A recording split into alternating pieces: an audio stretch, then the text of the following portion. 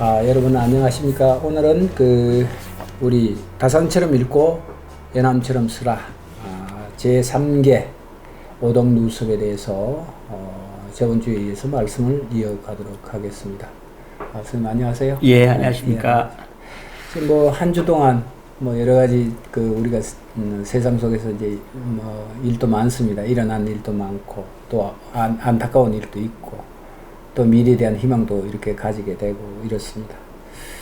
뭐 한 주 동안 별건 없으셨죠? 예, 뭐 저번에 뭐 광주도 좀 갔다 오고 그리고 뭐 별건 없었습니다. 예. 뭐 어제 뭐 흥미로운 일이라 그러면 EBS에서 그 북카페라는 게 있더구만요. EBS 북카페. EBS 북카페에서 좀 8월 3일 날 좀 출연을 해달라고 해가지고 예. 그런 일이 있었습니다. 아이고, 예, 좋은 일입니다. 네. 좋은 일입니다. 예.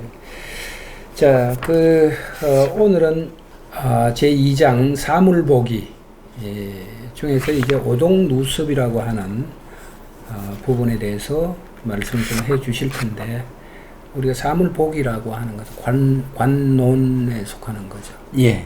볼관자, 꿰뚫어 본다. 예. 뭐 이런 의미인데, 꿰뚫어 봄과 그냥 봄의 차이는 뭔가요? 뭐 상당히 다르겠죠. 근데 이제 보기에 전에 이제 앞에 마음이 있었잖아요. 심론, 이제 심론에서 본론으로 다 넘어왔는데, 아무리 내가 보기는 보지만은, 보지를 못하는 게 있단 말이에요. 내가 먹기는 먹지만은, 여기 있는 이 포크가 이거 아무리 찍어봐야 얘 맛을 모르듯이, 똑같은 것 같아. 얘는 마음이 없잖아요. 이 포크에 마음이 없으니까 그렇듯이 마음이 있으면 이제 보는 것이 확실히 좀 달라지는 것 같습니다. 뭐 눈이 뭐 0.5니 1.5니 이것이 아니라 그 시만이죠. 일종의 시만으로 봐야지 내가 눈으로다가 이렇게 본다고 해가지고 되는 것은 아니죠. 감각적으로 이제 대상에 대한 외피, 그렇죠. 외형성 이것을 다 걷어내고 바로 보는 것. 그렇죠. 그 내재하고 있는 그 어떤 세계를 꿰뚫어 가는 것. 네, 거기서 이제 여기서는 뭐 시만도 이제 나올 것이고, 뭐 이제 처관도 나올 것이고, 그런데 여기에 이제 가장 우리가 보는 데 있어가지고 이제 유의를 할 거는, 이미 내가 보이게끔, 내 눈이 그렇게 보게끔 내가 학습이 되어 있다는 사실이에요. 내재하고 있다는 거죠.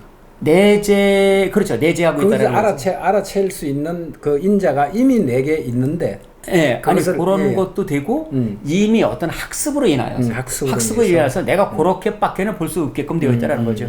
이거는 딱 보면 우리가 청색이라고 이제 되지 않습니까? 이거는 사실 이게 청색이 아니잖아요. 따지고 보면 청색을 여기다 그냥 이렇게 우리가 만들어 놓은 것이지 청색과 얘는 이퀄 관계는 아닌데 이미 이것을 우리는 청색으로 읽는다라는 게 있죠. 근데 아프리카 사람들이라든지 영국 사람들은 청색이라고 해더라도 우리가 생각하는 청색과는 다르단 말이에요. 그렇죠.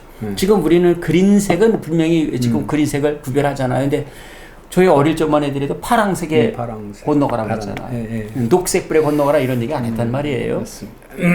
그러니까 그때는 녹색불을 보더라도 그냥 파랑색이라고 그냥 그렇게 생각을 했겠죠. 근데 이게 이제 시간이 흐르면서 그것을 녹색으로 다 자꾸 말하면서 이제 그렇듯이 이미 그 아인슈타인이 그런 얘기를 하거든요. 18세까지 학교에서 배운 그 모든 것이 하나의 폐쇄적인 관습화의 덩어리다. 근데 그것이 물론 옳은 것도 있겠지만은 잘못되는 것도 대단히 많다고 이제 생각을 합니다. 그러한 우리 사회의 또 시각, 문화적인 그런 곳에서 입은 어떤 그 위피들을 좀 벗어낼 적에 사물을 갖다 제대로 바라볼 수 있지 않겠는가. 그러려면 이제 기본적인 것은 앞에 있듯이 사물을 바라보려고 하는 그런 정치한 마음. 그래서 마음 다음에 이제 제가 사물 보기를 집어넣은 겁니다. 그래서 우리가 존재 뭐 이런 쪽으로 이제 뭐 서구 철학이라든가 뭐 이런 쪽으로 얘기를 좀 연결을 하면 그들이 얘기하는 존재라고 하는 것이 바로 시만으로 꿰뚫어 보는 어떤 세계, 그것과 일맥상통하지 않는가. 그렇죠. 뭐 그렇게 우리가 좀 할 수가 있고. 여기서 그래서 제가 뭐 양명하게 나오는 말을 갖다가 써놨는데 결파라망이라 너를 묶는 그물을 찢어라 이런 거죠. 저를 묶어놓은 사회적인 관습의 그물들.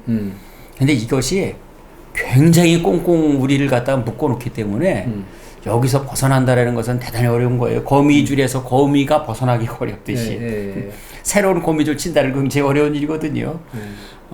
근데 이게 쉽지는 않을 거라고 생각을 해요. 최근에 이제 저는 제 공간에서 시 얘기를 이렇게 좀 사람들하고 이렇게 합니다. 하는데 이제 언어에 대한 얘기를 참 많이 하고요. 말에 대한 얘기를 하는데 말이 거느리고 있는 그 의미망이죠. 그렇죠. 언어가 가지고 있는 내포하고 있는 그 의미망들을 우리는 벗어나야만 비로소 본래라고 하는 그렇죠. 그 세계를 우리가 바라볼 수 있는데 선생님 지금 말씀하시는 것 너를 묶는 그물을 찢어라 뭐 이런 얘기나 이게 저는 이거 보면서 언어가 거느리고 있는 간섭적인 또는 관념적인 어떤 세계에 대한 의미 대단하죠. 그런 것들을 찢어버리라 이런 얘기를 하신 걸로 그렇게 얼핏 저는 이해를 했어요. 그래서 지금은 뭐 예를 들어 가지고 뭐 부자유친 하면은 아마 심청의 효 정도는 생각하지 못할 거예요. 그러나 조선시대 그거는 아주 절대적인 명제거든요. 맞습니다. 최고의 절대적인 명제. 군신유의보다도 앞서거든요. 부자유친이. 그러니까 이 부모에 대한 효성이라는 것은 이게 인간이 가질 수 있는 최고의 도덕적 가치라는 말이에요. 그런데 현재는 이제 그렇게 되지는 않지 않습니까? 그건 극단적인 쇼인데 그런 극단적인 쇼가 당시에는 아마 보편적인 쇼 정신이었을 거라고 생각을 해요. 당시 그렇죠. 이데올로기였으니까 그 사회. 네. 자, 오늘 이제 오동 루습에 대해서 이제 조금 깊이 있게 말씀을 이제 들어갈 텐데, 자, 오동 루습인 무엇인가? 여기에 대해서 이제 조금. 제가 참 가장 또 놀랐었던 단어가 이제 이건데, 이 앞에 단어가 더 있습니다. 두 글자가 가장 최자, 이시자, 가장 이것이 오동 우리나라의 누습 아주 더러운 습관이라는 거죠. 우리나라 더러운 습관. 근데 그게 바로 뭐냐? 천자문이라는 겁니다. 천자문. 천자문을 읽는데 하늘천 따지 고무련 누르왕 이렇게 있지 않습니까? 한 구로 이제 그렇죠. 대구로다가 이제 이렇게 이루어져 있으니까. 그런데 학문이라는 건 배울학자의 물을 문자잖아요. 배울학자의 그럴 문자가 아니라 배우고 묻는 게 학문인데 그렇기 때문에 뭐 참 죽을 때까지 끊임없이 이제 배우고 묻는 건데 꼭 깨우치고 그렇죠. 그렇기 때문에 불치함은 뭐 모르는 아랫사람에게 모르는 게 있으면 물어보는 건 당연한 거고 또 내 자신이 어떠한 그 최고의 경지로 올라갈 수도 없는 거란 말이에요. 인간으로서의 한계성이 있으니까. 그런데 하늘이 왜 겁냐고 묻는단 말이에요. 하늘은 겁고 땅은 두렇다 아니에요. 해석을 하면은. 하늘이 왜 겁느냐. 이거 뭐 초등학교도 아니죠. 유치원 한 7살 먹은 애들이 이제 거의 배우는 건데 천자문을. 그러면은 의문이 들 거 아니에요. 선생님이. 그렇죠. 애들 입장에서 왜 내가 보는 하늘과 여기서 얘기하는 하늘이 다른가? 그렇죠. 근데 이거를 누가 합리적으로다가 과연 여기에 대해서 답변해 줄 수 있는 선생님이 계시냐 이거예요. 저도 이 부분을 굉장히 깜짝 놀랐는데 딱 두 분만 이 문제를 천자문에 첫 자부터의 허실을 지적하는 분이 딱 두 분이에요. 연암 박지원과 다산 정경 선생님. 그래서 여기서 제가 큰 그 어떤 참 깨달음을 얻었습니다. 진짜 이건 망치로다가 진짜 책이라는 것이 도끼로다가 얼음을 깨뜨리듯이 무언가 해안을 주지 않으면 그게 어찌 책이나 그랬는데 정말 이 글자를 읽을 적에 지금까지 내가 공부하는 것이 정말 뭔가 좀 잘못됐었구나. 한 번도 의심을 안 하는 거예요. 그냥 어른들이 가르쳐주고 선생님이 가르쳐줬으면 그걸 달달달 암기만 하려고 했지. 이것이 우리가 잘못되는 거로구나. 지식에서 지혜로다 넘어가지 못하는 이유가 여기 있구나. 지식은 얼마든지 습득하지만은 1 더하기 1은 2. 제 이름은 뭐냐? 간우에는 금방 나오지만 그럼 인간은 무엇으로 사는가? 이렇게 물으면은 그건 지혜의 단계로 넘어간다는 말이에요. 여기서부터 대답을 할 수가 없는 거예요. 그건 배워본 적이 없으니까. 그래서 이 참 천자문을 다시 한번 우리가 한번 생각해 볼 필요가 있지 않는가 그런 생각을 합니다. 그리고 저도 어릴 때 이렇게 보면 흉내를 내죠. 하늘, 천, 따지, 그무련, 누르왕 이렇게 얘기를 해요. 선생님 지금 말씀하시는 것처럼 아무 거기에 대한 의심 없이 해야 된다라고 하는 어떤 당위성만 있었지 거기에 내습된 거기에 포함된 어떤 지혜겠죠. 그 이치겠죠. 그 이치를 묻지 않았다 이 말이죠. 그렇죠. 또 물어봐야 그 부분에 대해서 대답해 줄 수 있는 지식을 가진 또는 지혜를 가진 그런 분들이 안 계셨어요. 그렇죠. 그냥 어른들은 그냥 외워라. 네. 외우면 앞으로 이게 덕이 될 것이다라고 하는 이 문제에 대해서만 얘기해 줬다. 예. 그래서 저도 이제 이 책을 보면서 오케이. 야, 그렇군. 이 이치에 대해서 한 번도 의심해 본 적이 예. 없었어요. 저도 하늘천 따지 금우련 누르황이라고 하는 그 부분에 대해서 의심해 본 적이 없었는데 이 책을 보면서 여기에 있었구나. 예. 검다라고 하는 것은 우리가 보는 하늘은 지금 지구가 가지고 있는 어떤 그 형체의 반사에 의해서 저게 푸른색으로 보이잖아요, 하늘이. 예. 이 공간을 넘어가 버리면 저 우주라는 것은 검잖아요. 예. 그 이치를 이미 선대에서는 또는 이 말에서는 그 이치와 지혜를 포함하고 있었던 건데 우리는 단지 그 부분에 대해서 한 번도 이치에 대한 올바른 깨달음이라든가 이런 걸 갖지 못하고 외우기만 했다. 그렇죠. 예. 그래서 저도 깜짝 놀랐습니다. 여기에. 하여튼 그래서 지금 진짜 쥐집마다 천자문 예, 하나씩은 예, 다 예. 이제 굽혀져 있을 텐데 예. 그 마법 천자문이니 뭐니 이제 뭐 만화로다 그린 것도 많은데 그거를 외워서 그것을 가지고 어디에 어떻게 쓸 수가 있느냐 참 궁금한 거예요. 그 천자문의 천자를 다 외웠어야 그것이 자기의 삶에 이바지하거나 아니면 자기의 학문적인 세계 아니면 자기의 미래를 여는데 뭔가가 돼야 되는데 그것을 통하여서 갈 수가 없는 거예요. 새로운 미래를 열 수 있는 그런 통로가 천자문을 통해서는 미안하지만 보이지가 않는 거예요. 아마 그랬을 거 아니겠습니까? 지금 공부도 마찬가지고 우리가 공부를 한다는 것은 마치 그 사지선다형 문제를 예스나 노냐 이것이 맞냐 틀리냐 이 정답을 찍기 위한 공부 어디 관문을 통과하기 위한 제도에 그렇죠. 통과하기 위한 공부 네. 이 공부를 하기 위해서 공부를 하는 것이 아닌가 지금. 그러니까 어떻게 보면은요 이 공부라는 것은 스승과 제자가 같이 하는 거잖아요. 맞습니다. 그 공자님도 그래서 자기 제자의 이름을 갖다가 부른 이유는 너무 친밀해서 부른 거거든요. 또 맹자는 자기 그 제자들에게 아주 존칭어로 썼단 말이에요. 그럼 왜 존칭어로 썼느냐?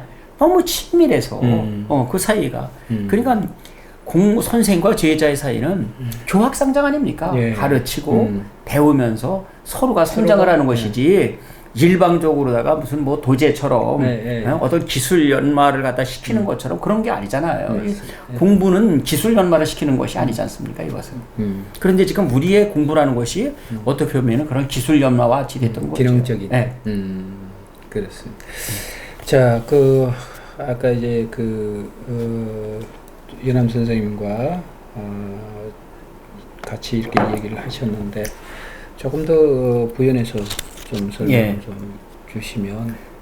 거기 이제 있는데 이게 이제 32쪽에 보면은 거기에 이제 연암 선생이 쓴 전문이 있거든요. 그거 한번 좀 제가 읽어보겠습니다. 그 마을 꼬마 녀석이 천자문을 배우는데 읽기 싫어하여 꾸짖었답니다. 그랬더니 녀석이 말하기라 선생님은 하늘을 보니 파랗게만 한데 하늘 천자는 푸르지가 않아요. 내 이 때문에 읽기 싫어요. 그리고 이제 거기에 이제 연암 선생이 이 아이의 총명함이 한자를 만드는 창시를 금지려 주길만 합니다. 이렇게 써놓는단 말이에요. 근데 이거를 누구에게 준 거냐면은 창에 유한준이라는 사람에게 준 거예요. 창에 이제 유한준의 호가 이제 창에인데 유한준이라는 분은 이제 문필 진안 시필 성당을 갖다가 이제 아주 섬기던 그런 전형적인 보수주의자이고 사대주의자이고 그 당시에는 보수주의자가 아니겠죠. 당시로서는 아주 현실주의자죠. 진짜 지극히 현실주의자고 연암이 이제 이상주의자 혹은 이제 전염병을 옮기는 그러한 아주 못돼 먹은 그런 망나니 비슷한 그러한 당대 사회를 거부하는 그렇죠. 어떤 이념을 거부하는 그 이단화 정도로 이렇게 이단화도 그런 이단화는 없는 거죠. 왜냐면은 아주 문둥이니 이렇게 얘기할 정도니까요. 아주 뭐 사람 취급도 안 하는 거 아니겠습니까? 이 정도라 그러면은. 그런데 당시로서는 당시에 유한준에게 왜 이런 글을 줬느냐 그러면은 왜 유한준에게 준 글에 천자문의 이러한 허가 들어있는 것을 줬느냐 이것은 천자문의 문제점을 내가 정확하게 인지를 하고 있느냐 이거죠. 맹목적으로 천자문을 받아들이는 것은 아니냐. 그것은 문필진한 시필성당. 문은 반드시 진나라와 한나라 때 것을 써야 되고 시는 반드시 성당 때 것을 써야 된다라는 건데 이게 이제 이몽량이라는 이제 중국 명나라 학자가 있습니다. 그다음에 이제 이발용이니 왕세종이니 이런 사람들이 이제 주장을 했던 거거든요. 진나라와 한나라 때 글과 그다음에 성당 때 글 이런 것들은 여기서 가장 중심으로 뽑아온다 그러면 뭐냐면 격조설이거든요. 격조. 아주 격조가 있는 거란 말이에요. 글이라는 것은 격조가 있어야지 된다. 여기에서 이제 반대하는 파가 이제 원경도 같은 사람의 이제 공안파의 이제 창조, 창신 이런 걸 주장하는 것이 나중에 이제 대립이 됐는데 지나치게 이제 이거 유한준 같은 사람은 문필진한 시필성당이라는 말이에요. 기존에 있는 보수의 세계에서 깨어나지를 못한단 말이에요. 그 틀. 그렇죠. 그 틀에서 벗어나지를 못한단 말이에요. 그러니까 이 아이는 하늘은 파랗게만 한데 그럼 파란 무엇을 갖다가 하늘 천지에 들어가 있어야 되는데 하늘 천지에는 그런 것이 없지 않느냐. 그러니까 천자문을 배울 적에 그 첫자부터 나는 마음에 들지 않는다. 이해가 안 된다. 이해가 안 그러니까 거기서 한자를 창일이 왜 그렇게 만들어 놨느냐라고 얘기를 했지만은 이건 한자를 그렇게 만드는 창일을 갖다가 나쁘다라는 얘기가 아니라 그렇지. 천자문의 첫자조차도 모르는 어떠면 이제 유한준과 같은 그러한 그 이치를 보수주의자들 깨닫지 못한 그렇죠. 사람들이 그냥 문자 영매에서 그냥 그렇게 답습해가는 그렇죠. 그거를 해에 이제 대해서 지적을 하는 거죠. 더 넓혀본다 그러면 이제 우리 사회의 어떤 보수 세력 가지고 있는 어떤 공고화된 관념들, 박제화된 그런 생각들, 그 틀거지로 벗어나지 사실 못하거든요. 그 틀거지로 벗어나야지 새로운 세상을 보는데 이제 그거에 대한 각성을 촉구하는 그런 글이겠죠. 근데 이 당시에 이 연암 선생이 얘기를 듣고 각성한 사람들이 몇 명이나 되는지 모르겠습니다. 근데 이제 우리가 이제 여기서 요 대목에서 조금 의심을 해볼 필요가 있지 않겠습니까? 예를 들어서 우리가 한문을 전형으로 이제 쓰는 그 당대 사회 조선 사회죠. 조선 사회가 가지고 있는 지력이란 것은 아마 이런 이치라든가 이런 것들을 일부에서는 관했지 않을까. 관하였음에도 불구하고 전달하는 과정에서 또는 이것이 보편화되는 과정에서 그것이 그 현상들이 뭐라고 그래야 되나요? 이렇게 이치를 널리 이렇게 퍼뜨리지 못했을 거 아니냐. 뭐 이런 쪽으로도 한번 생각을 해볼 필요가 있지 않습니까? 그렇게도 볼 수가 있는데요. 지금 천자문과 함께 아주 대표적으로다가 하는 게 동몽선습이에요. 그래서 이제 오늘 이제 제가 이게 동몽선습을 조금 이제 가지고 와서 그 한번 좀 얘기 좀 드리려고 그랬는데 이게 이제 중종 때 박세무라는 양반이 이제 지었어요. 그래가지고 이제 누구더라? 민재인이라는 사람이 지었다고도 하는데 아마 박세무 선생이 지은 것이 거의 정확할 겁니다. 근데 이 동몽선습은 부자유친부터 시작을 해요. 부자유친, 군신유의, 부부유별, 장유유서, 붕의유신 이게 5개를 왔는데 그 뒤에 총론이라는 게 있습니다. 총론이 상당히 재밌습니다. 총론으로 들어가면은 그 총론에서는 무엇을 갖다 어디서 시작이 되냐 그러면은 이 사회가 우리 이 인간 세상이 만들어진 것부터 이야기를 갖다 시작해요. 그것이 5가지부터 시작하는데 하늘 질서의 법 5가지는 또 사람의 도리의 본래부터 가지고 있는 것, 사람의 행실이 5가지에서 벗어나지 않는다라는 건데요. 그것이 효도가 모든 행실의 근본이 된다라는 겁니다. 이거 5가지가 이제 부자의질, 군신유의, 부부유별, 장유유서 이제 그런 거예요. 그래가지고 이제 시작은 그렇게 됐는데 그 다음에 보면 상당히 재미가 있습니다. 태극이 나오고 이제 그 우주론적이라고 그 다음에 나오는 게 이제 복시가 나옵니다. 복시. 그 다음에 신농시가 나오고 황제시가 나옵니다. 중국의 전부 다 전설적인 황제죠. 그 다음에 소호, 전옥, 제곡, 제요, 제순, 오제 중국의 역사가 쭉 나오는 거예요. 고요와 기, 직과 설, 요임금과 순임금. 그 다음에 한나라와 상나라와 주나라. 그리고 주나라가 쇠퇴한 다음에 열국이 나오고 공자님이 나오고 그 다음에 이제 열국이 나오고 그 다음에 진시황이 나오고 진시황이 이제 중국 최초의 이제 통일된 황제죠. 그래가지고 쭉 해서 당나라가 나오고 송나라가 나오고 그 다음에 오랑캐나이라는 이 원나라는 이제 몽골족이니까 오랑캐나라라고 이제 붙입니다. 이것이 쭉 나온 다음에 그 뒤에 가서 동방에 처음으로 임금이 없었는데 우리나라죠. 우리나라에는 임금이 없었는데 태백산에서 이제 시작이 됐다라는 거죠. 태백산에서 단목의 아래에 이제 군장이 임금이 내려왔다라는 겁니다. 일종의 단군이죠. 단군. 이게 지금 우리나라 아이들을 가르치는 책이에요. 17살 먹은 애들. 그런데 이 책의 총론 부분은 이 우주의 태동부터 쭉 이제 하는데 오령을 적어놓은 것까지는 좋아요. 맨 처음에 시작하는 것까지는 좋은데 그것이 중국의 역사란 말이에요. 그리고 중국의 역사 뒤에 우리의 역사를 붙여놓은 거예요. 이걸 어릴 때부터 암송을 한단 말이에요. 한자는 전부 다 이 한문은 전부 다 암송이거든요. 대부분 다. 등 돌려가지고 왜 그 신윤보 그 규몽도의 그 서당 그림 보면은 그 어떤 아이가 울고 있잖아요. 그 회초리를 맞고는 그냥 암송을 못해서 그런 거거든요. 이게. 그러니까 그 무조건 암송을 한다는 건 대단히 그 무서운 거죠. 자기도 모르는 사이에 그 몸에 젖어버리는 거거든요. 그러니까 우리는 중국의 하나의 그 뭐 부속 국가고 예속된 그런 나라이고 중국을 우리가 섬겨야지 되고 이것이 아주 어릴 때부터 머릿속에 공고화돼 버린 거죠. 여기서 벗어나기라는 게 어렵다는 말이에요. 교육의 신이라는 게 무섭죠. 굉장히 무섭군요. 네.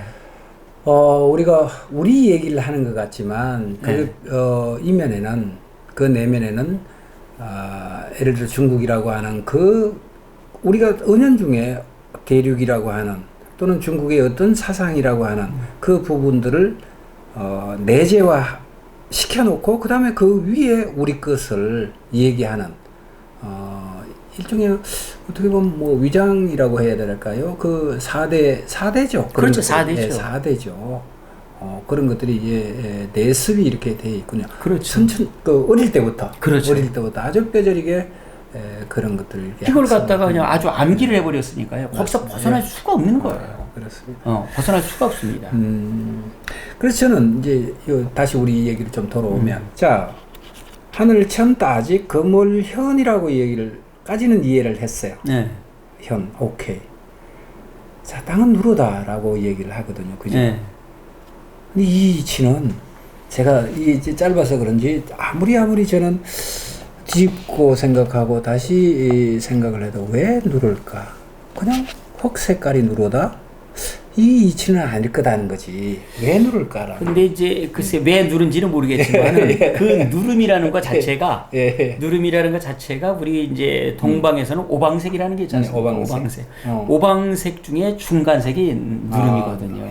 그런가요? 그러니까 좌측은 청룡, 좌청룡 우백호니까 우측은 백호, 남쪽은 주자, 붉은색, 북쪽은 거물현 현무거든요.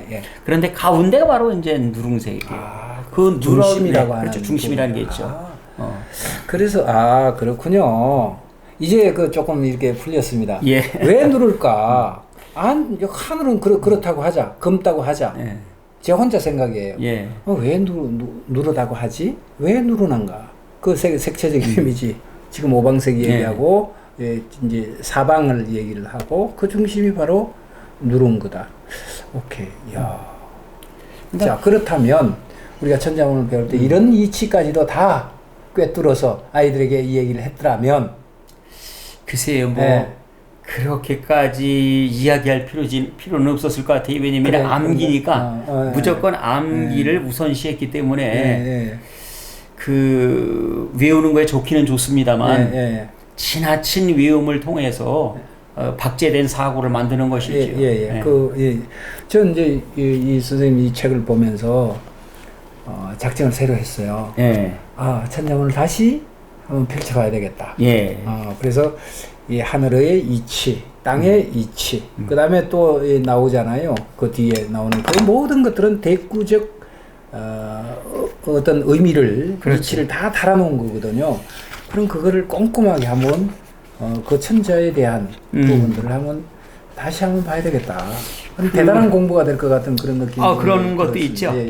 근데 이거 정의연 선생은 아예 보지 말라. 보지 말라 그랬나요? 천자문 불가독서로 아예 씁니다. 예. 천자문을 읽지 말아야 될 이야기를 쓰는데 왜냐면 중구난방이라는 거예요. 어떻게 하늘 얘기했다가 땅 얘기했다가 갑자기 색채 얘기했다가 뭐 우주현황 이게 뭐 중구난방이라 안 된다 그래가지고 다산 선생이 그 2000자문을 만들어 놨으니까요. 그것은 아주 조리가 있게 딱딱 떨어지게끔 그렇게 만들어 놨습니다. 그리고 이제 여기 오동이라는 말이 나왔는데 이제 우리나라가 왜 동쪽에 있느냐 이것도 다산 선생이 얘기해. 여기서는 이제 오동이라고 얘기했습니다만 우리나라가 하도 간섭적으로 쓰니까 오동이라고 그랬는데 다산 선생은 왜 우리나라가 동방이냔 말이에요. 다산 선생이 그 이론은 이제 뒤에서 보면 좀 나오는. 그러니까 중국을 중심으로 그렇죠. 놓고 보니까 우리는 동쪽에 있으니까 동이족 뭐 이런. 그때는 뭐 이제 천원 지방 아니에요. 하늘은 둥글고 이제 땅은 네모난데 그 네모난데 가운데 중국이 있고 나머지는 이제 사방에 오랑캐다 이제 이렇게 가지고 이제 사이로 된 거잖아요. 그런데 다산 선생은 이제 그 해를 드는 거예요. 해가 가운데 뜨면은 거기가 중천 아니냐. 중천. 그럼 나라의 가운데 뜨면 거기가 중국 아니냐. 그 나라의 가운데 해가 뜨면은 그럼 어느 나라나 다 중국이지. 왜 중국이냐는 거지. 여기서 한 발짝 더 나와가지고는 박주 선생은 아주 또 재미있는 얘기를 해요. 이거는 재미있는 얘기가 아니라 정말 이건 심각하게 들어야 될 거예요. 오동이라는 말도 잘못됐는데 그러니까 동방이라는 말도 잘못됐다는 거죠. 동방이라는 말도 잘못됐는데 예의지국은 또 뭐냐는 말이에요. 그때 그 예의지국은 사람과 사람 간의 예의가 아니라 사대적인 예의겠지. 그럴 수도 있고 그 예의지국이라고 명명해 준 게 누구냐는 말이에요. 중국이 우리에게 명명해 줬잖아요. 그러니까 중국이 우리에게 예의지국이라고 명명해 주는 것은 자기를 중심으로 해서 모든 예를 다 바치는 나라. 그렇죠. 그러니까 그 예의라는 것이 예의가 없으면 나라가 어떻게 되겠느냐 이거예요. 그렇잖아요. 군장이 있고 신하가 있고 그런 것은 전부 다 예의가 있으니까 하나하나가 나라가 만들어진 거지. 오랑캐 나라가 어디 있고 오랑캐 아닌 나라가 어디 있냐는 거예요. 다산 선생의 그 시각인 거죠. 아니 그거는 이제 박규 선생. 그거는 박규 선생이 이제 그래요. 박규 선생은 이제 연암 선생의 손자인데.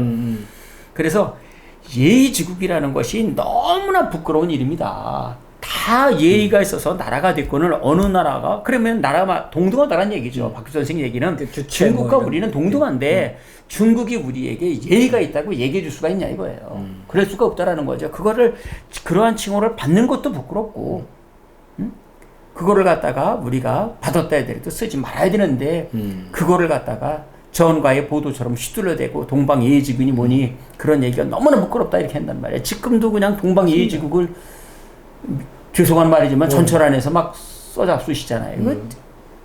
그러면 안 되죠. 그 젊은 아이들도 힘든 아이들이 얼마나 많고 그렇지 않습니까? 맞습니다. 네. 그거를 갖다 일어서지 않는다고 가가지고 동방 예의지국 운운한다라는 것은 예의지국이 아니니까 그런 거죠. 예의라는 게 뭡니까? 나이가 많다고 해가지고 무조건 나이가 적은 사람이 급신거리나요? 근데 우리는 그렇게 이제 아주 비판 정신이 없이 그걸 그렇게 받아들이잖아요. 동방에 있는 나라, 조선이 예의가 출중한 나라다. 예의가 반듯한 나라다라고만 해서 우리 나름대로 자부심을 이제 가졌던 건데 그 얘기의 속뜻은 동방이라는 것은 변방이잖아요. 중국 중심으로 놓고 그렇죠. 변방에 있는 나라가 예의가 있는 나라다. 그렇다면 그 변방에 있는 나라가 예의는 중국에서 얘기하고 있는 예의는 사대에 대한 예죠. 그것을 지키는 나라다라고 하는 의미인데 그런 의미일 수 있죠. 그 의미인데 우리는 우리 내부적으로만 서로 인간과 인간 간의 질서 이런 것들을 잘 지키는 나라라고 오독을 했던 충분히 그렇죠. 지금 이제 예를 들어서 사물을 보는 것도 그래요. 난 이거 연암 선생한테 밖에는 이 얘기를 못 들었는데 청나라에게 우리가 이미 신화의 국가가 됐습니다. 그러면은 중국이 지금 청나라를 갖다 해가지고 만주족이 중국을 갖다 점령해가지고는 중국 사람들 전부 다 변발시켰잖아요. 상투 다 자르게. 맞습니다. 그러면 우리나라는 왜 상투가 안 잘랐죠? 아무데도 그 쏘는 사람이 없어요. 그런데 연암 선생이 그걸 갖다가 적어놔요. 왜 우리나라 사람은 그러면 상투를 자르지 않았겠는가? 우리나라 사람들에게 상투를 자르지 않게 한 이유가 청나라가 우리나라 사람들이 상투를 갖다가 오두가단 차발부가다 그렇잖아요. 신체 발부는 수지분 뭐 불검 이상 조지시야라 그랬으니까 신체 발부가 참 그 쇼의 시작이라고 본 거란 말이에요. 그것까지는 좋아요. 그런데 이 토록도 그 신체에 붙어 있는 거니까 목숨처럼 아낀단 말이에요. 이 상투를 붙잡고 있는 걸 그 상투를 갖다 잘라버리면은 이놈들이 계속해서 남쪽이 청나라의 남쪽이 소란스러워질 거 아니냐. 그러면은 그냥 그 상투만 잡고 있게 내버려둬. 그러면은 청나라 남쪽인 조선은 조용할 거 아니냐. 그래서 상투를 안 짜는 것이지 우리가 상투를 지킨 게 아니라 말이죠. 그렇잖아요. 이미 청나라에게 인조 임금이 삼전도에 가가지고 삼두 구고배를 하지 않습니까? 그렇죠. 그런데 어떻게 우리의 상투는 지켰느냐는 말이에요. 그러니까 이런 것도 한 번쯤은 생각해 볼 문제고요. 그 신옷이라는 것도 그래요. 연암 선생은 신옷 이거 신옷이 어떻게 이 신옷을 입고 뭐 그때 이제 북벌책이 이제 연암까지 내려왔었지 않습니까? 조종 때의 북벌책이 그들만의 사실은 어떠면은 양반의 정권을 유지하기 위해서 만들어 놓은 국시지. 그 당시 중국을 칠 수 있는 힘이 어디 있습니까? 그런데 그 도포자락 그 휘날리며 하얀 옷 입고 싸움할 수 있습니까? 근데요. 선생님 이제 말씀 도중에 죄송한데 아마 현재를 살아가는 지금을 살아가는 이 국민으로서 또는 이 나라의 사람으로서 이렇게 보면 저는 그렇게 생각해요. 지금 선생님이 이제 아주 신랄하게 비판을 하시잖아요. 그 부분에 대해서. 지금도 여전히 한치도 변한 게 없구나. 한치도 저는 그렇게 보거든요. 한치도 변했죠. 네, 한치도 변한 게 없구나. 그래서 이런 부분들이 왜라고 하는 문제를 이제 여기에 이제 집어넣으면 왜 그럴까? 그래서 이제 선생님 같으신 분들이 자 이런 것들은 이런 이치야. 그게 이런 것이야. 뭐 이렇게 왜 그러냐 얘기예요. 일단 교육이 잘못됐습니다. 왜 그래서? 그런 생각을 가지고 있는 사람들이 교사로 가기 어렵습니다. 연암과 같은 생각을 가지고 있는 사람들이 교사로 다 가기 어렵다는 거예요. 제도화된 사람이 아니니까. 그렇죠. 네. 이미 제도권으로 다 들어가야만 교사라는 그 자리에 가고 교감이 되고 교장이 되는데 그런 사람들은 교장이 되고 교사가 되고 교장이 되고 교감이 돼서 그 학교를 바꿀 만한 바꾸게 할 만한 것이 갈 자리를 되지를 못한다라는 얘기예요. 이게 굉장히 문제가 있습니다. 제도권으로 다 들어가면 들어갈수록 제도권에 순응하는 사람들이 높은 자리에 올라가지. 동화되는 사람이죠. 그렇죠. 그 제도권에 반대를 하고 어떠면 새로운 세계를 만들어 나가는 거. 그 사람들이 사실은 이제 방위인이거든요. 방위인이 돼야지 새로운 방 밖의 세상을 보여준단 말이에요. 맞습니다. 그런데 방내인을 그들은 원하지 방위인을 원하지 않는단 말이에요. 저도 교직에 지금까지 참 꽤 많은 시간이 있었지 않습니까? 네, 그건 진짜 30년을 갖다가 지금까지 있는데 제가 본 교직자들 중에서 새로운 세계를 다 열어젖히려고 하고 창조적인 세계를 갖다 밝혀내려고 하고 뭔가 이 세상을 바꿔보려고 하는 사람들은 전부 다 변방. 네. 또는 방외인으로. 그렇죠. 이렇게 따돌림을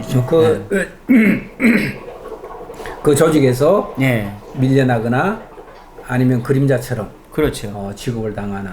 이게 이제 교육이라는 이름하에 벌어지는 아주 무서운 현실이죠, 지금. 공부는 사실 그렇게 공부가 아닌데 말입니다. 그렇습니다. 저는 가끔 여기 저도 이제 강의를 이렇게 하면서 그런 얘기를 하거든요. 우리가 학교 교육을 비판하자는 것이 아니라 교육 그 자체에 대한 올바른 인식을 통해서 한 인재를 양성하고 그 사람이 그 아이가 자라서 우리의 미래를 밝혀주고 이렇게 해야 되잖아요. 근데 어떻게 된 교육이 우리의 교육은 전부 다 체제 수능적이고 제도 권역 안에서의 인간으로 양성하는 그렇죠. 그 교육을 지금 아주 목숨 걸고 하고 있으니 그렇죠. 목숨 걸고 하고 그러니까 있으니 뭐 가두리 양식장 안에 고기고 예. 양계장 속에 그 다리를 지나질 않아요. 그렇군요. 밖으로 나가야지 오늘 되는데. 아침에 정말 우리 가두리 얘기까지 나오고 양식장 안에 물고기 얘기까지 나오니까 아니 가두리 양식장을 벗어나야지 망망대입 좀 가고 이거 양계장을 벗어나야지 이거 좀 이제 가니. 이거 방송이 되면 이제 교육부 장관이 이제 아주 열뻗쳐서 이제 난리가 좀 날 것 같고요. 오늘 열뻗쳐도 됩니다. 이런 얘기는. 아니 그게 저 열뻗치라고 하는 얘기. 교육부가 없어야지 학교가 잘 된다고 그러지 않습니까 사실은. 예, 맞습니다. 좋습니다. 자, 가두리 얘기 좀 더 연장을 해서 한번 얘기를 해보시죠. 뭐. 자, 여기에 보면 이렇게 보니까 239쪽에 이걸 우리는 해라고 하나요? 예. 여기는 이제 해 자세히 좀 풀어놓은 그렇죠. 거죠. 연암은 이렇게 나옵니다. 연암은 글자 만들 때 내용 들어보고 형상 그려내면 또 그 형상과 뜻 빌려서 썼다. 이것이 글이다. 이렇게 얘기를 하는데 그렇게 우리는 올바로 이해하고 있는가? 라고 하는 반문이겠죠. 그러니까 이제 이 얘기는 네. 글을 만들 적에 내용을 들어보고 형상을 그려내며 또 그 형상과 뜻을 빌려서 썼다라는 것은 일종의 언어의 자율성이죠. 네. 그러니까 제가 예를 들어서 축구라고 한다 그러면은 지금 저는 분명히 축구라고 얘기를 했지만은 머릿속에 떠오르는 건 다 다르단 말이에요. 그렇죠? 선생님 머릿속에 떠오르는 거는 뭐 축구 경기장이 있을 수도 있고 펠레가 있을 수도 있고 제가 뭐 말하면서 떠오르는 것은 뭐 차범근일 수도 있고 그렇단 말이에요. 이것이 바로 언어가 가지고 있는 이제 기표와 기이라는 것이죠. 기표와 기이라는 것이 이제 것이라는 것은 임시적인 기호 아니겠습니까? 그래서 자의성, 임시로 뜻을 붙여놓은 것에 지나지 않은 것이죠. 근데 그것이 절대적인 것이라고 생각한단 말이에요. 축구하면은 차범근은 이퀄 관계가 아니란 말이에요. 그 축구에서 떠오르는 그러한 상 중에 하나일 뿐이지. 그런데 우리는 효면 효, 국가면 국가에 붙어 있는 어떠한 그 사회에서 정의해준 그 정의어들이, 국어사전의 정의어들이 딱 이퀄 관계, 그거야만 이퀄 관계라고 생각을 하는 것이죠. 그러니까 그 부속성, 언어가 가지고 있는 어떤 그 진정성이라든가 이런 문제는 도외시하고, 그렇죠. 그것이 거느리고 있는 부속성이 마치 그것이 본질이냐, 그렇죠. 호도되거나 잘못, 아니면 그 통치자라고 해도 되겠죠.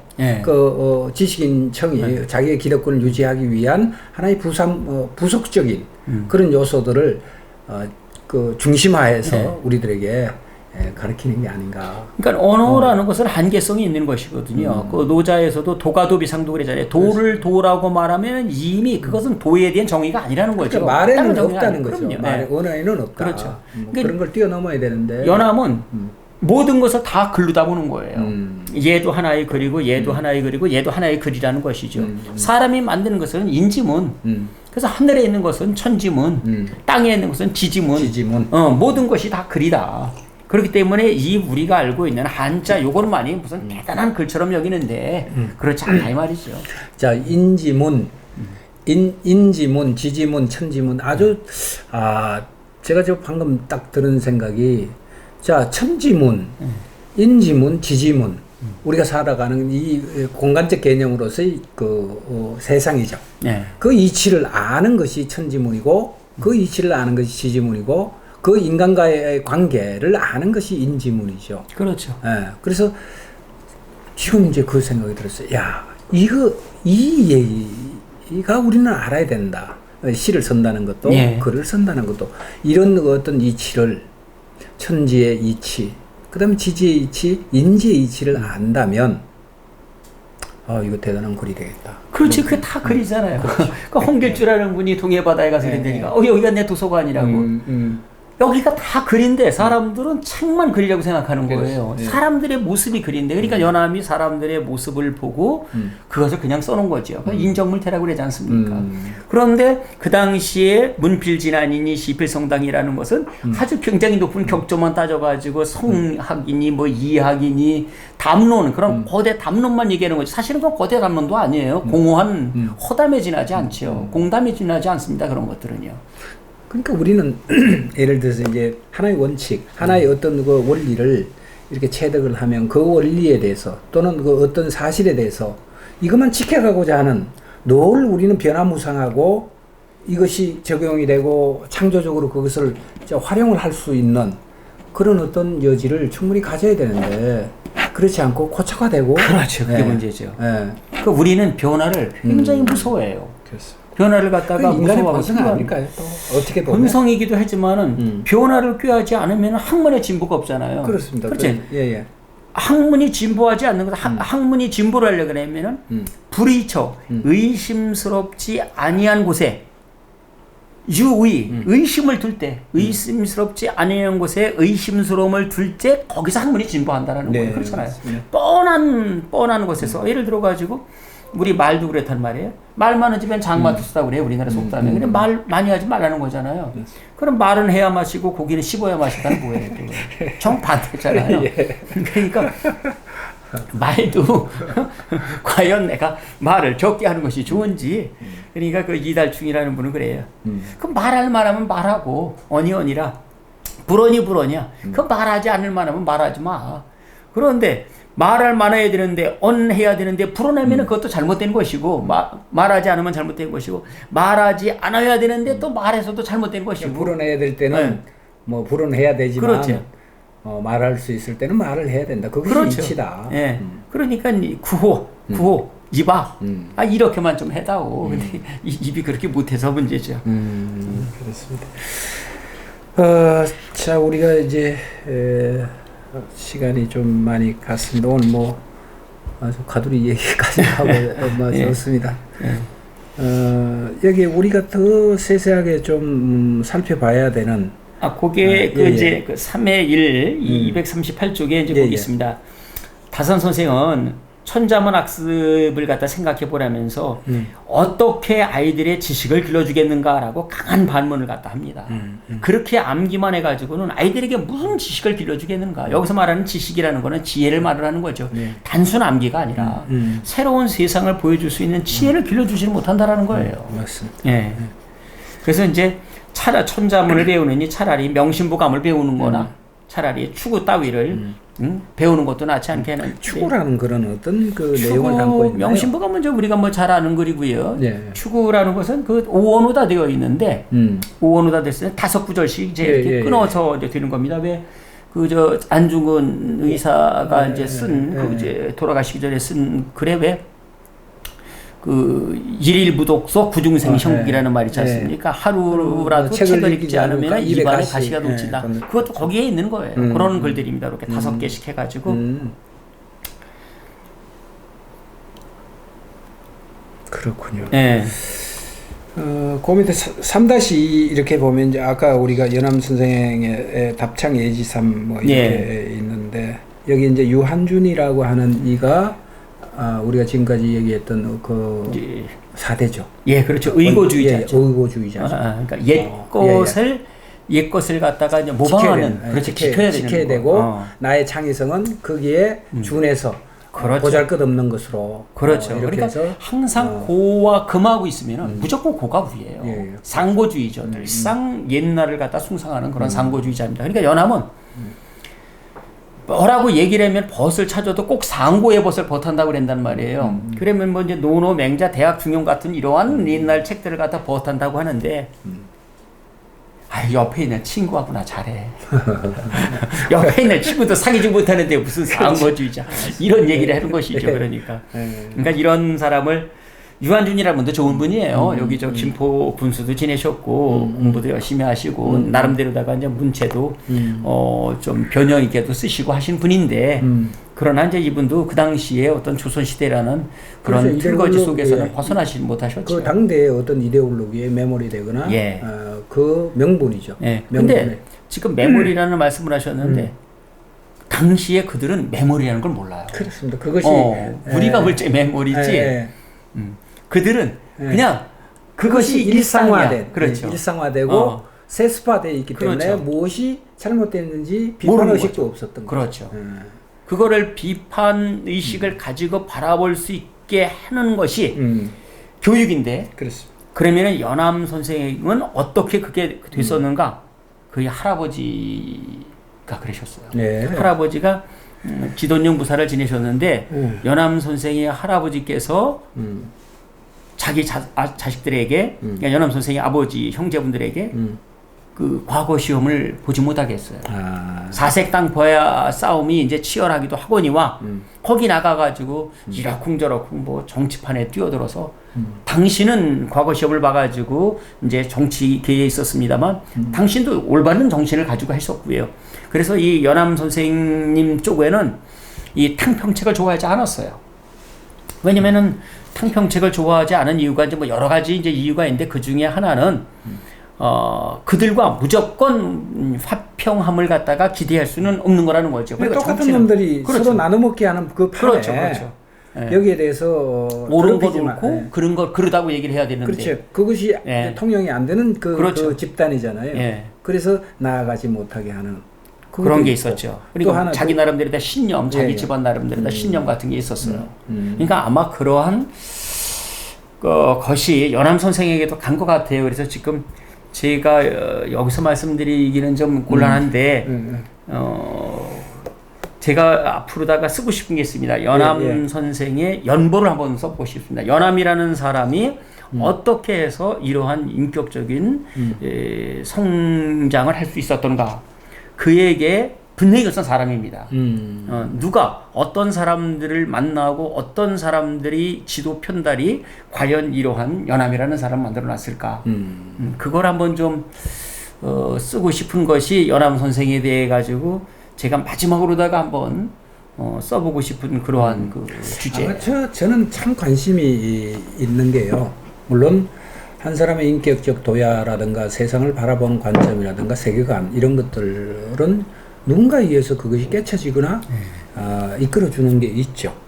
근데 이제 그것도 굉장히 중요하지만 또 한편 자기 자신이 이 세상을 보는 관점에 대한 비판 정신 이런 것들이 아주 날카롭게 돼야 되지 않겠는가. 그렇다면 그 당대 사회가 가지고 있는 문제를 좀 접근해 가는 것도 한 방법이겠다. 이런 생각을 저는 그렇죠. 예. 그러니까 당대를 살아가는 사람으로서 치열함이 있어야 되죠.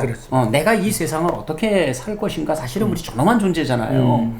누구나 할 것 없이 다 존엄한 존재가 이 세상에 태어났지. 누구는 대통령에 대해서 더 존엄하고 누구는 여기서 공장을 다닌다고 해야 존엄하지 않지 않습니까? 솔직히 다 존엄한 존재인데 그러면은 그 존엄한 존재들이 이 세상을 갖다가 어떻게 살아갈 수 있게끔 그렇게 교육자들이 그렇게 부모들이 교육을 시켜야 되는데 안타깝게도 부모도 자식을 모른단 말이에요.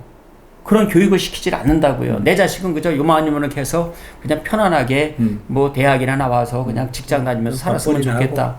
거기 소속돼서 그냥 별 무리 없이 살았으면 좋겠다. 그게 행복이라고 생각을 하는데 그 아이가 어떻게 성장을 할지도 모르잖아요.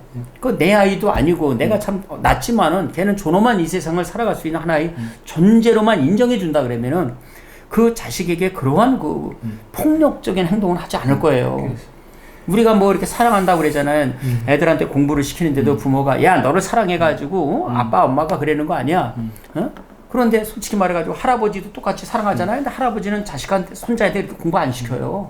그러니까 우리가 보면 자존이라고 하는 문제를 한번 깊이 생각을 해볼 필요가 있는데 그 자존이라는 것은 나 스스로의 존귀함이 그렇죠. 존귀함에 대한 깨달음이거든요. 그 자체를 우리는 마치 이제 선생님 지금 말씀하시는 것처럼 부모의 입장에서 또는 선생의 입장에서 아니면 이 어떤 제도의 입장에서 그것을 훈육하거나 이렇게 만들어야 된다라고 하는 강박증을 사회나 부모나 이런 부분들이 다 공히 가지고 있는 것 같아요. 그래야 바로 된다라고 하는 이 잘못된 부분인 것 같아요. 그래서 한 사람이 인격적 도야를 하고 세계성을 온전하게 받아들인다는 것은 그가 가지고 있는 자기 자신의 위대함이죠. 그것을 인정을 할 때만 비로소 그것이 열리는 것이 그렇죠. 아닌가. 그거를 발현시켜 줄 수 있는 누군가가 필요하죠. 그거를 발현시켜 줄 수 있는 교육자, 그다음에 부모가 필요한데 그것을 갖다가 그 아이가 가지고 있는 것을 갖다 발현시켜 주지를 못한다는 사실에 오히려 그것을 덮지요. 그렇죠. 우리의 교육은. 그것이 이제 뭐 어떤 체제건 제도건 뭐 지금 뭐 가족 비숙하게 얘기하면 밥벌이든 뭐 이런 어떤 그 프레임으로 그걸 씌워서 그렇게 따라가는 것이 곧 사는 것이야라고 우리는 언연중에 그 자존이라고 하는 부분들을 아니면 강박적으로 그거를 억압하는 게 아닌가. 그렇죠. 그러니까 속담이라고 해더라도 폐기 처분될 게 있단 말이에요. 예를 들어가지고 모난돌이 정 맞는다? 모난돌이 있어야지 쐐기돌이 되잖아요. 맞습니다. 동글동글한 조약돌 가지고 성 쌓을 수는 없잖아요. 그러니까 때리는 게 튀어나와야 정이 또 필요할 거 아니겠습니까? 그렇죠. 그러니까 아니 정말 근데 학교 교육은 그 모조리 튀어나오는 거는 그냥 전부 다 깨트려 버린단 말이에요. 그래가지고 그게 무슨 학교 교육이냔 말이에요. 그러니까 이제 우리가 아까도 말씀드렸지만 교육이란 것은 하나의 체제에 순응할 수 있는 순한 양을 그렇죠. 만드는 거죠.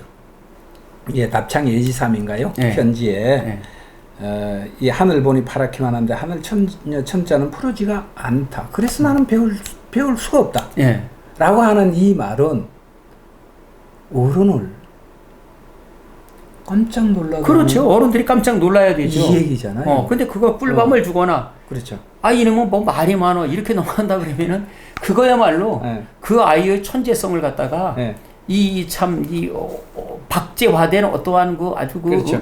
그 수구적인 아주 보수적인 그리고 교사로서 자질이 없고 선생으로서 자질이 없는 사람이 오히려 그걸 눌러버리는 거예요. 조금 이제 인용을 하면 인순고식이라고 하는 그 태도 의식이죠. 그 그렇죠. 의식이 그 아이의 그 창의성, 그 천재성을 구참이봉이라고 하는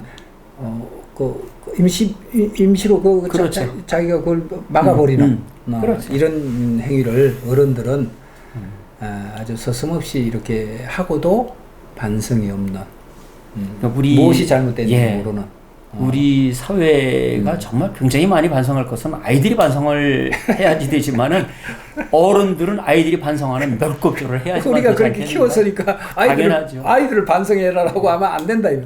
그렇게 키운 누가 반성해야 돼? 어른이 반성을 해야 된다. 어른이 먼저. 네. 잘못 키운 거니까. 그러니까 우리의 관념에 우리의 잘못되어 있는 관념의 틀거지를 좀 거세하라.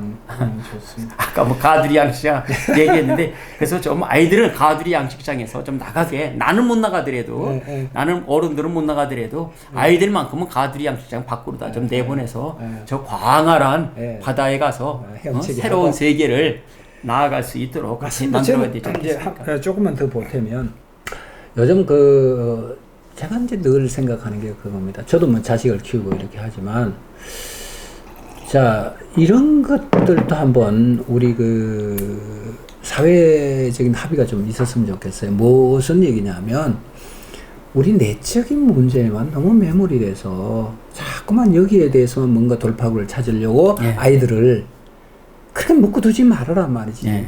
왜냐하면 광활하잖아요. 세상은 어디든지 나가서 젊다는 것은 도전이거든요. 그렇죠. 그 도전은 지금 가두리 얘기하시니까 이제 그 생각이 들어서 말씀을 드리는 건데 어디든지 너희들의 무대는 이 대한민국이라고 하는 좁은 땅덩어리가 아니라 세계잖아요. 그럼요. 세계에 나가서 얼마든지 도전하고 또 깨지면 어떠냐. 깨져보고 좌절하고 또 돌아와서 힘 얻고 또 나가서 성취하고 이런 것들이 요즘 아이들에게는 좀 필요하지 않는가. 그것을 누가 해줘야 되냐. 어른들이 해줘야 되는데 어른들이 그 역할을 못하고 있는 거예요. 지금 그리고 사실은 우리가 그런 모두가 다 그렇지도 않고요. 사실은 요즘에 이제 제가 최한기라는 분에 대해서도 이제 좀 글을 쓰고 그랬는데 최한기라는 분의 그 기약 같은 걸 보면 말이에요. 저도 굉장히 관심이 있습니다. 최한기의 그 기약이라는 걸 보면 그분은 조선이라는 나라를 떠나요. 1800년대 양반인데 그분은 전 세계 그러니까 전 세계를 아우릅니다. 선생님 이제 연암 선생에 대해서 굉장히 지금 말씀 많이 하시고 또 연암이 가지고 있는 그 어마어마한 세계성에 대해서 이제 매료가 되셨잖아요. 저는 최한기 선생이 가지고 그 세계관이 훨씬 크죠. 놀랍습니다. 놀랍죠. 놀랍습니다. 그래서 제가 이제 기회가 된다면 이제 우리 얘기는 좀 벗어났습니다만은 그 공부를 조금 이렇게 심층적으로 좀 해봐야 되겠다. 정말 그게 필요해요. 정약용 선생이 다산 선생이 우리나라에서 책을 제일 많이 썼다고 그러는데 약 550권 정도 되는 거예요. 그런데 그 분이 550권을 저술했다라는 것에는요 대부분 다 책을 읽고 거기서 잘못된 점을 적어냈어요. 그게 많습니다. 다산 선생은. 그런데 그리고 제자들이 많았어요. 그리고 제자들한테 분업화도 시키셨고요. 이분이 그러니까 책을 잘 읽는 제자, 잘못된 거를 찾아내는 제자, 책을 묶는 제자 뭐 이런 식으로다. 근데 최한기 선생은 그런 제자들이 별로 없었어요. 맞습니다. 그리고 최한기 선생은 다른 책에서 잘못된 점을 찾아내는 것이 아니라 기존에 있는 성리학을 기존에 있는 성리학의 그 이해와 이학과 기학을 가지고 근본 이치에 기를 중심으로 한 새로운 이론의 틀을 만들었어요. 대단. 그래서 이 이론의 틀을 가지고 이 뭐 문화를 만들고 통일 문화를 만들고 해가지고 전 세계 사람들이 그 기가 평화로우면 전 세계가 평화롭지 않겠느냐라는 제가 이제 이거 아주 대동세계를 갖다가 그리고 있습니다. 그분이. 지나가는 얘기로 얼핏 이제 들은 얘기긴 한데 그 최한기 선생님이 가지고 있는 그 우주론적인 또는 그 세계관은 우리나라 사람보다는 일본 사람들이 훨씬 더 숭앙하고 높이 봤다고 그래요. 그럴 수도 있을 거예요. 학문적인 그 넓이라든가 이런 것들을 그들이 먼저 알아보고 최한기 선생의 사상을 그들이 배우고자. 사실은 이제 북한에서도 최한기 선생은 대단히 연구를 많이 합니다. 그리고 최남선 선생의 조선 상식 문답이라는 책에 우리나라에서 가장 많은 책을 저술한 사람이 누구냐 그랬죠? 최한기라고 써놔요. 약 1000권을 저술했다고 써놨습니다. 그래서 언제 기회가 되면 저도 좀 그 선생님 가르쳐 주시고. 별 말씀을요. 이렇게. 저도 지금 그래서 최한기 선생님도 한번 연암 선생님과 같이 우리나라를 대표할 수 있는 정영 선생님도 마찬가지로다가 그러한 그 대단한 그 학자군으로다가 들어갈 수 있는 분이 아닌가 그런 생각을 합니다. 네, 맞습니다. 자, 오늘 여러분 지금까지 이제 참 다양하게 얘기를 많이 했습니다. 오늘 유익한 얘기도 더없이 좋은 얘기인데 우리가 그 가두리 얘기 이런 얘기는 여러분들이 조금 정제해서 이해를 해 주셨으면 좋겠습니다. 오늘은 우리 간호연 선생님 모시고 우리 오동 누습에 대한 부분들 우리가 버려야 될 것이 무엇인가에 대해서 아주 심층적으로 말씀을 해 주셨습니다. 자, 여러분 다음 시간에 다시 찾아뵙도록 하겠습니다. 감사합니다.